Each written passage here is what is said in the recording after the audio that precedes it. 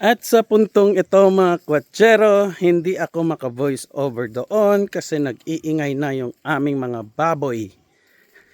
Kaya maghahanap ako ng pwesto kung saan ako pwedeng mag-voice over. Ay nako, buhay ng vlogger. O, diba gusto nyo maging vlogger lahat? Ay ba't nyo? Tayo pala. Diba gusto natin maging vlogger lahat? Ay nako. Ako, 5 taon na akong nagbablog. Sa awa ng Diyos, di pa ako mayaman. Pero, laban lang. Katuwaan lang naman. Pag pinalad, edi shing. Di ba ga? Pero, may pumapasok na. May natatanggap na. Kasi monetize naman na tayo. Ayan, malayo na ako sa mga alagang hayop namin. Ay nako. Kung hindi mag-iingay yung mga baboy, yung mga manok. Tapos sasalitan sila ng aso. Tapos yung mga kambing. Ay nako. Buti na lang wala dyan yung mga kabayo ko.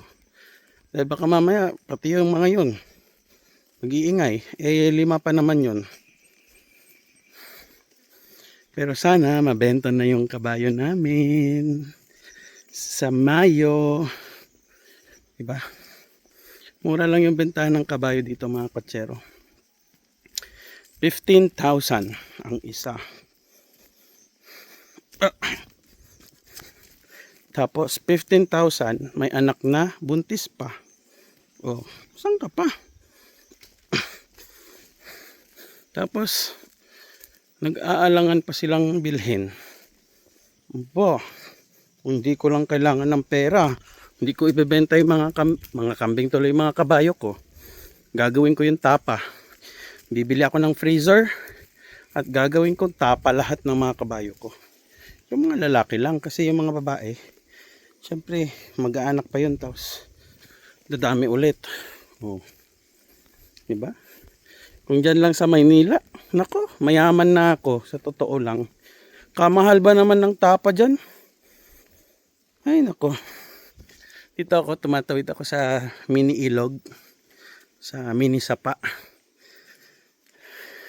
Tahimik na no? Sobrang layo ko na sa farm namin eh. Sige, hanggang dito na lang. Bye!